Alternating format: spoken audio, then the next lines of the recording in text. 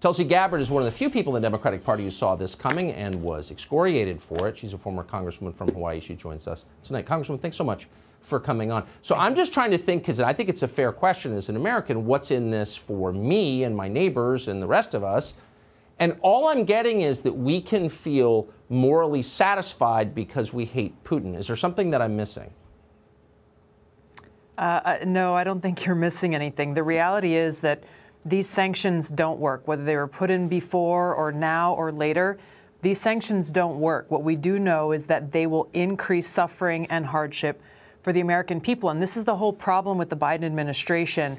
They are so focused on how do we punish Putin that they don't care and are not focused on what is actually in the best interests of the American people.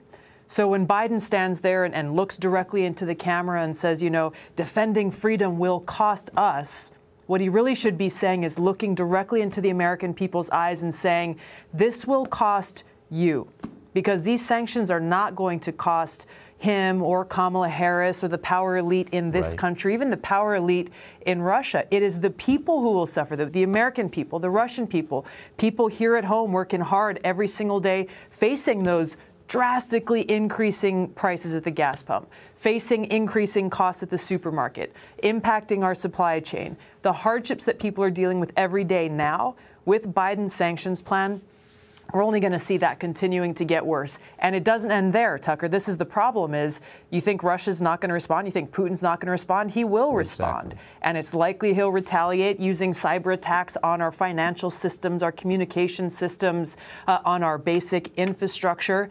Biden will then be forced to respond. Putin will then be forced to respond. So we end up in this endless tit for tat that leads us where? To this looming threat and likelihood of this thing going nuclear. And again, this is the reality that we all need to understand is true, is that whether it is intentional or unintentional, when you have two great nuclear armed countries at this point of escalation, and then if there is a nuclear attack, the power elite, these people are going to go hide in their bunkers. They'll have their shelter. They'll have their food and water and everything that they need. You and I and the American people, we will be left out to deal with the consequences, to suffer and deal with that destruction and death that will come as a result.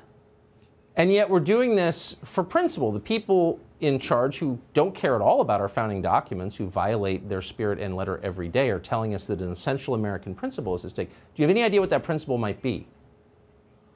That therein lies the hypocrisy, Tucker, is they're saying we are doing this in the defense of freedom, in the defense of democracy, but these are the very same people who are working to undermine our own freedoms and our own democracy right here at home. I have a hard time seeing how they actually say these things with a straight face to the American people when they clearly don't care about these principles right here at home. They don't care about defending them. They don't care about the well-being of the American people.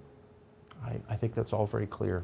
And I appreciate your saying it as clearly as you did. Tulsi Gabbard joining us tonight. Thank you very much. It's interesting when people tell you who you're required to be mad at.